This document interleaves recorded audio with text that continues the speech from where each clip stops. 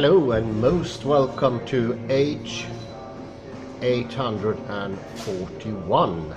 It's going fast here and I do apologize for that.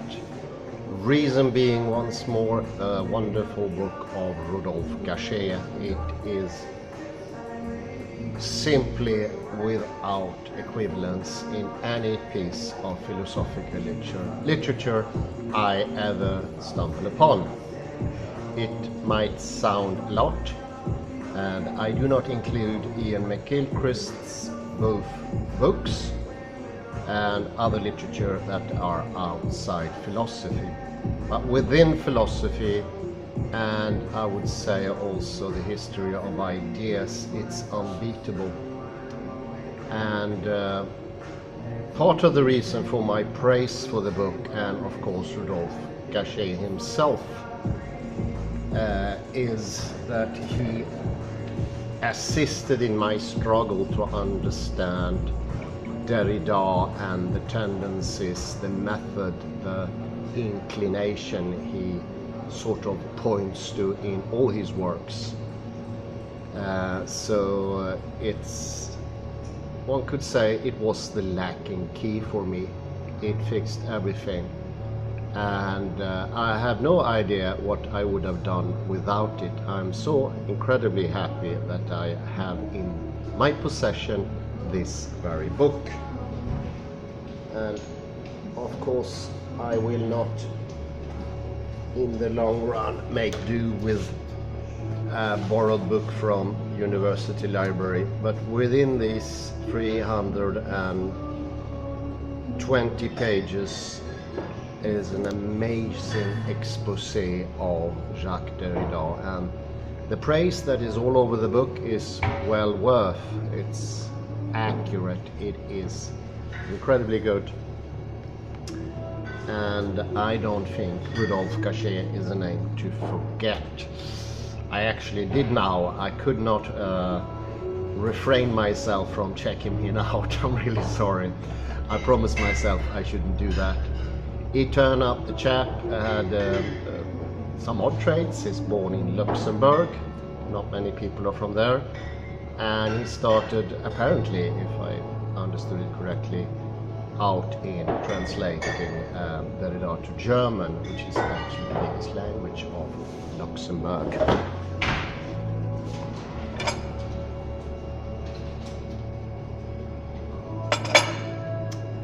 Well, I cannot do the book justice in any way, that's sheer impossible, but I will do my best to try to transfer a little of what I've learned so far. I am only a little bit into the book. I took of course the liberty to jump pages and chapters, but I'll start where I'm at now, and it is actually the thing that struck me as most interesting so far, the amazing thing. Well, you can see my face. It is a rediscovery of curiosity, I would say, as well. But let me not linger any longer on this.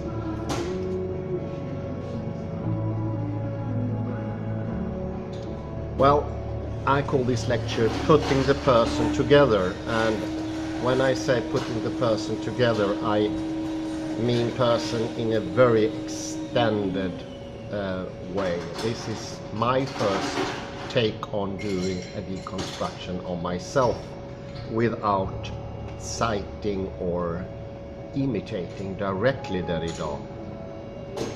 And I call it Putting the Person Together. And what you can say Rodolphe Gasché has shown is our own unknown fixations.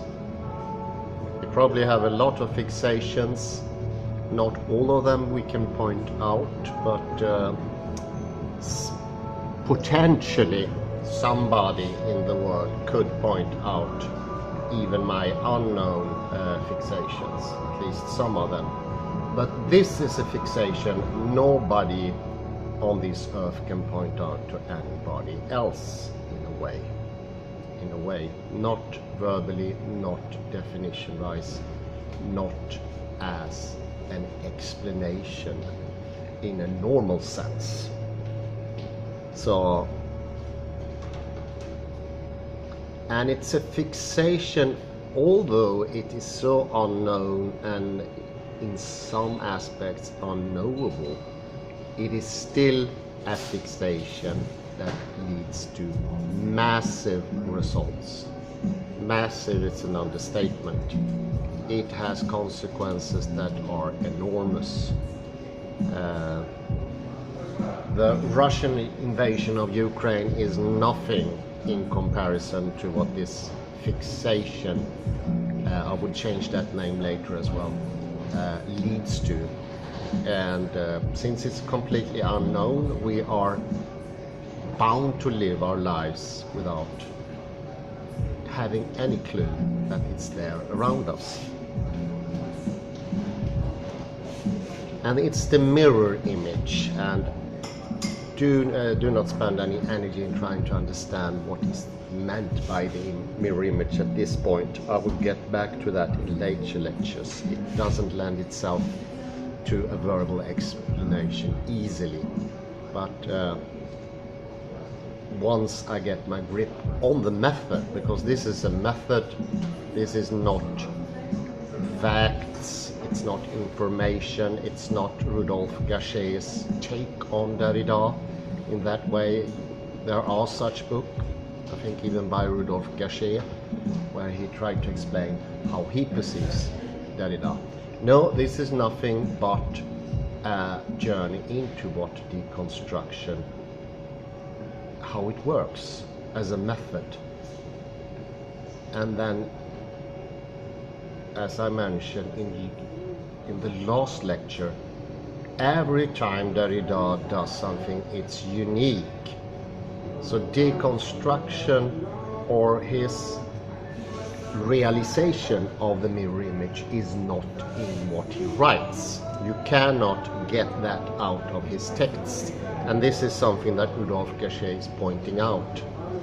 There lies in there a risk of a rather grave misunderstanding of Jacques Derrida's writing and his intentions. When he does a destruction of Husserl, for instance, it's just inside the text the deconstruction takes place. It cannot be, so to speak, transported outside of the text and seem to have a life of itself. It's not something you cannot get a deconstructivist vocabulary. It doesn't work the way that Heidegger's vocabulary works. You can use them outside of the writings of Heidegger. Difference is something that Rudolf Gachet says in the book is something that is in a certain text, not outside a certain text. Never, ever. And that's a misunderstanding I had until, well, day before yesterday. And it's important in understanding, and it makes you humble a bit. It's not the easiest things to humble away, but you do humble a little bit.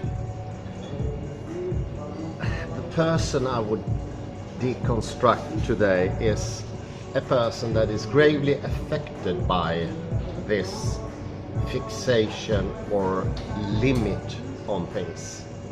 And the limit is not something imposed on the person in reality. It's not like normal limits.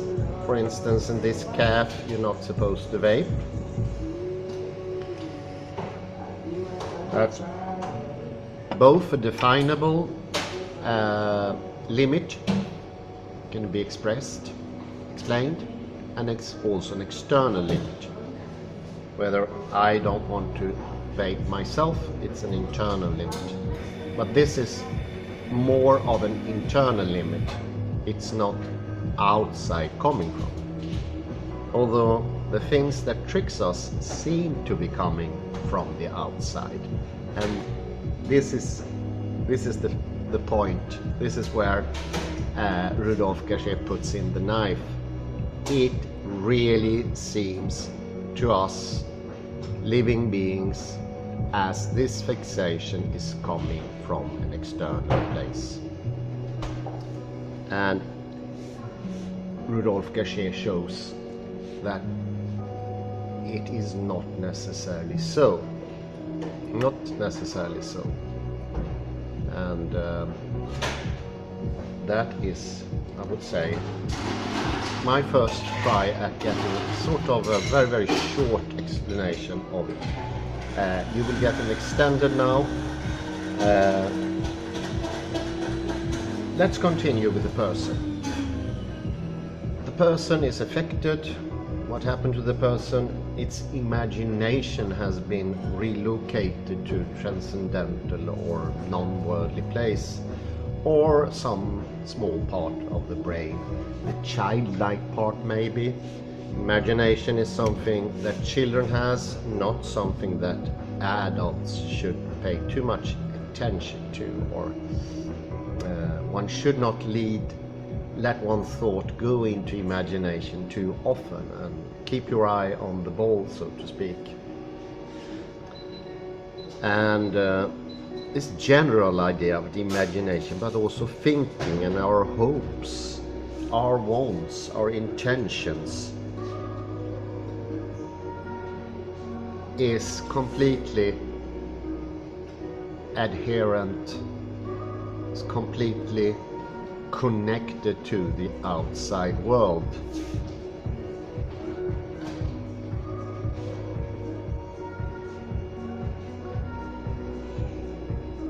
That is what I want to say. It is completely connected to the outside world. It's not differentiable always. Could sometimes be differentiable, but not always.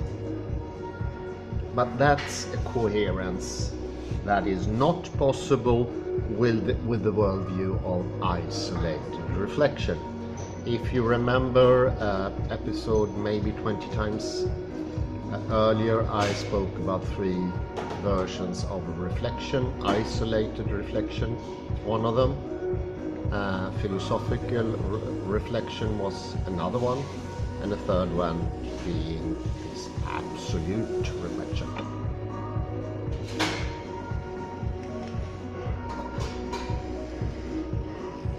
But this is isolated reflection.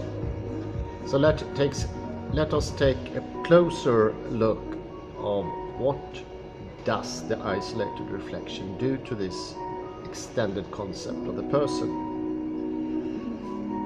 Well, let us get really deep down into its functions. In this gestalt that Gachet presents to us, the world has always already been, and it will always be to some extent. Our job to be able to orientate us, to localize us in the world, is first to perceive reality. Open your eyes, perceive reality. I would say that the same platform applies to the movie Matrix, for instance. You perceive reality. It could be an illusion, but you are still perceiving it, both in the Matrix and outside the Matrix. And in some sense it has always been there, either programmed as in the Matrix or just created by Big Bang as in the real reality.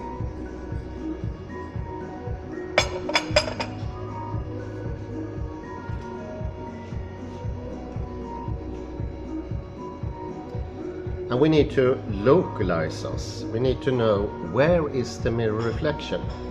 And here is isolated reflection.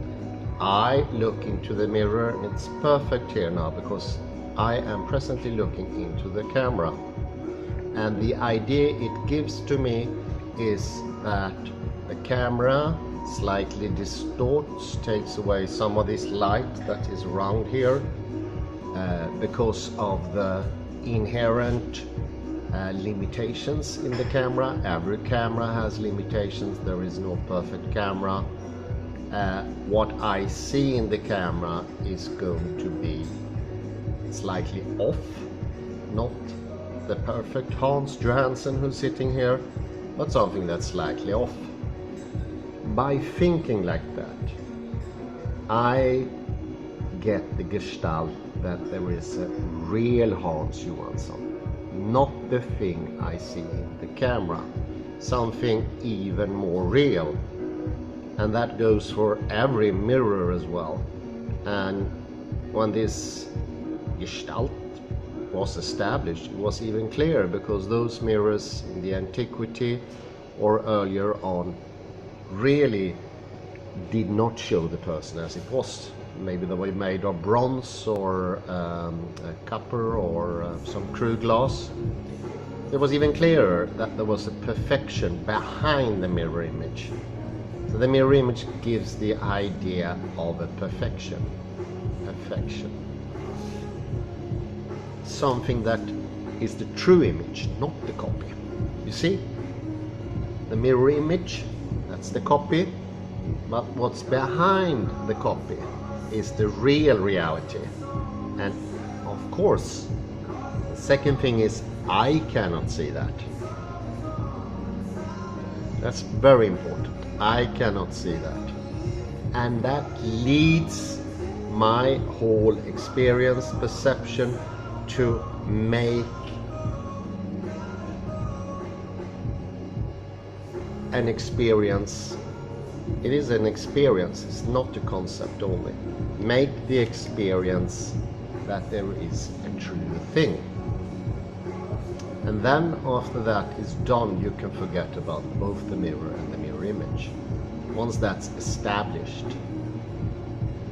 But it needs to be established, and it needs to be established with a mirror. It could not happen without a mirror. Mirror, of course, could have been water, but mirror is needed somewhere. Once it's made, though, it's not necessarily so that the mirror has to be there anymore.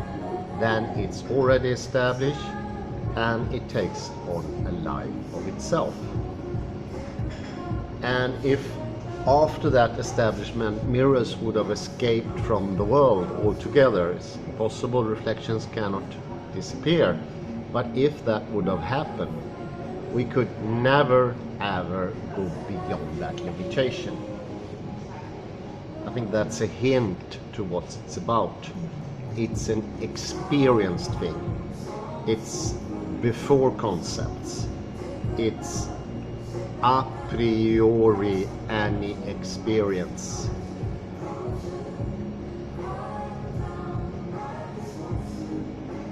And once that is the part of Gachet. That's Gachet.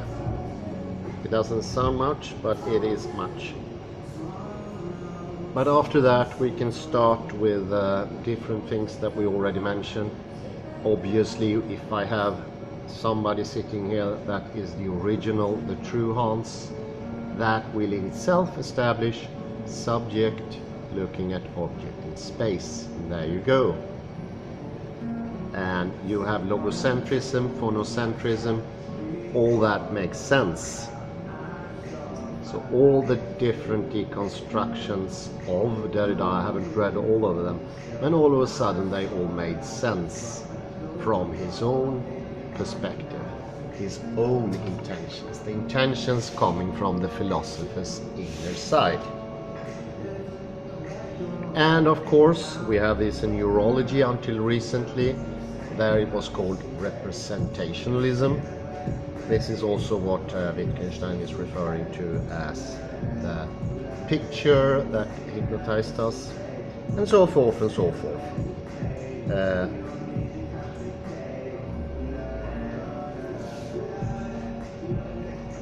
And it's good to mention here also, from a neurological perspective, it can also be criticized, this view of the perfected self, because we don't see reality, we know that already.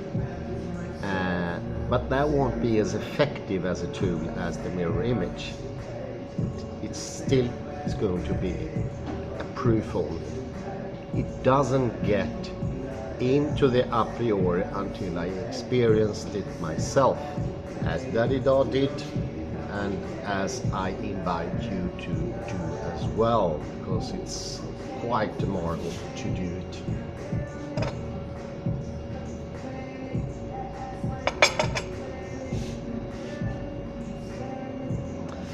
Urology tells us that we only see a slight part of the wall, is no bigger than half an inch, and the rest is something that is just coming to existence in all of a sudden. You can say it's made by the brain, you can say it's outside, but it's such a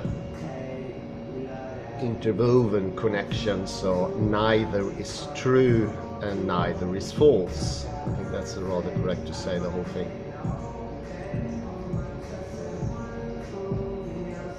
Even correcting my shirt here, I don't usually do those things. You are quite familiar with.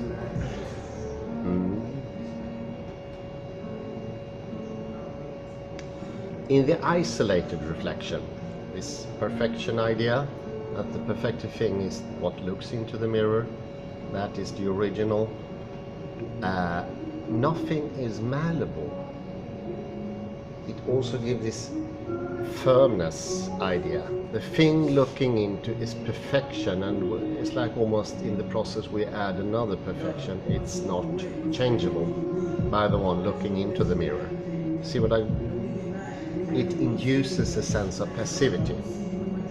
How I look at it will actually, of course, influence the mirror reflection.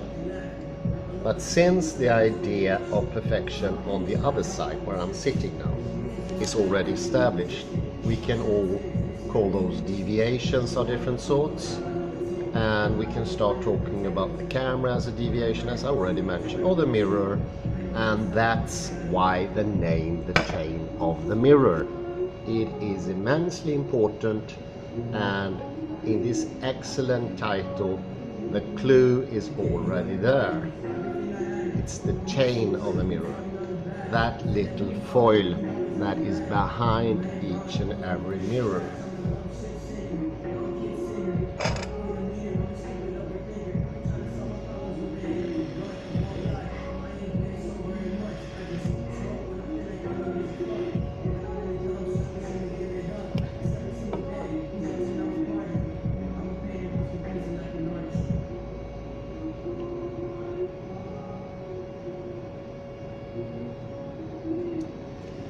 And here's the second thing here. This is going to be a sub-portion of the whole lecture.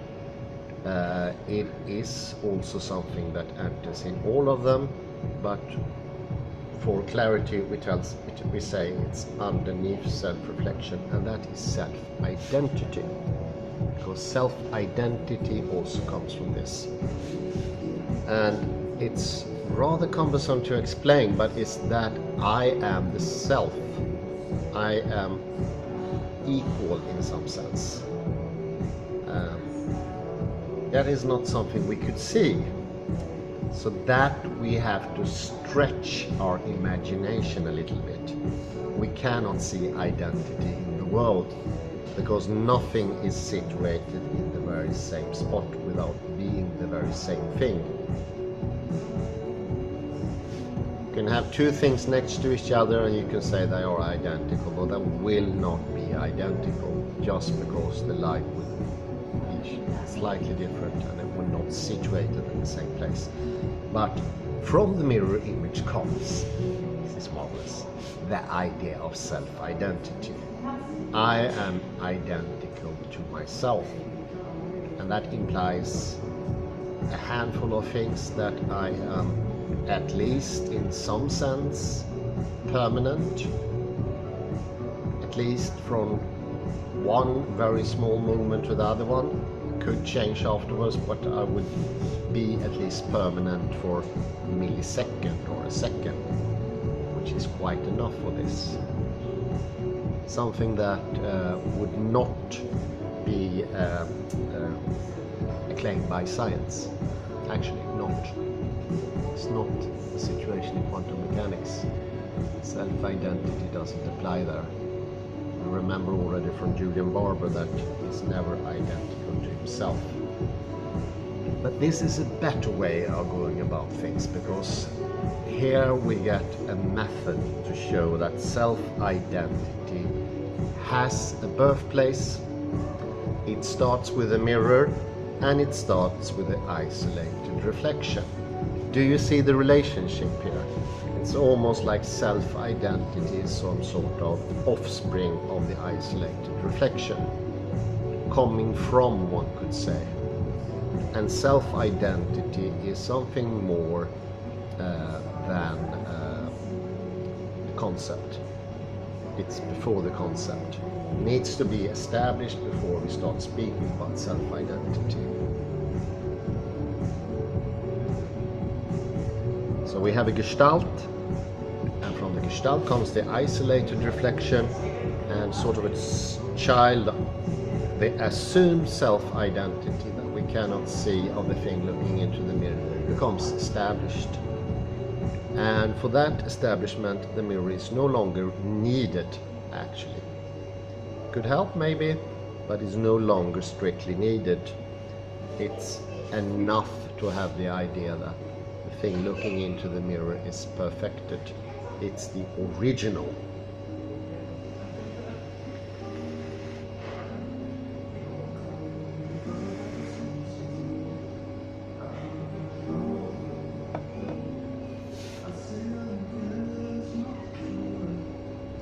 You become self-identical. And this is something that's so obvious, so evident to everyone. And what do you think yourself? Isn't it very compelling, both things? Both to think that what is reflected in the mirror is absolute perfect, and all the distortions takes place either in the tail of the mirror, on the way from the tail of the mirror, says enough to say in the tail of the mirror, and the perfected thing is looking into it. It is impossible to resist. I say completely impossible to resist, irresistible as I see it, but you make up your own mind. And I would say it would be nay impossible to resist such a gestalt. And this is what I mean. This, I have to put this in parentheses, not to make it confusing. You can just ignore it. This is why, in a certain sense, it's not enough with these proofs I had before, from neurology, quantum mechanics, because they still do not go into the real perception. This I can feel, this I can experience this. This is coming from experience.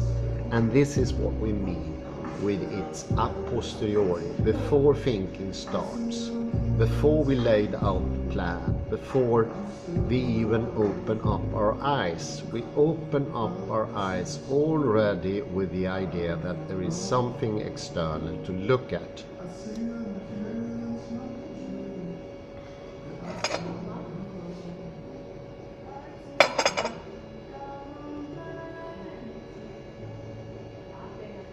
And this is the very work of Gachet, to sort of, both in a very strict logical way, show it step by step how it gets sort of construction or giving birth to the other things from perception, from experience. Not from concepts, not from categories, not from an external force, so to speak. And you have to believe this yourself. This is something that is strictly not coming from the mirror. It's a possibility of the mirror. And this is why when we get into self-identity, it gives self-identity a history, a literal history. This is really something that has happened. A literal history, how self-identity has come to be established. And for self-identity to have the power it has, this is the splitting of the person I was mentioning before. Because once that is starting to do its thing within the whole system, the extended person, all its relationship, it will create problems, a multitude of problems. You will get stuck by the idea of self-identity. And I think this is the reason reflective consciousness left the body. That was caused by self-reflection. And we do not no longer need to be that pessimistic about the future as Richard E. Lind implies. And it's a pessimist even more clearly shown by Rosen and Ian McGilchrist. Sometimes I hear that. This is showing there is no necessity for the idea of self-identity to come from the mirror. It doesn't have to evolve, because you do an extra step and you do that yourself. You can be happy with looking into the mirror image, taking away chocolate, adjusting your hair, seeing how you look, how old you've gone. It needs to cut your eyebrows, check your teeth, whatever, check the color of your vest, your t-shirt, so forth, without going into self-identity. The mirror is a tool. It is not a teller of reality, and especially not such a limiting thing as self-identity. Self-identity makes the personality split, because it can never ever be identical to itself. Identity is in itself a chimera, to use a Greek word. It's a chimera, it's a sort of semi-illusion, and it destroys everything. You start to get fixated. It fixates everything. It has to be the same. It makes things slow. It also creates a time lag, because this is not instantaneous. When you look into the mirror, the reflection does not instantaneously come to you.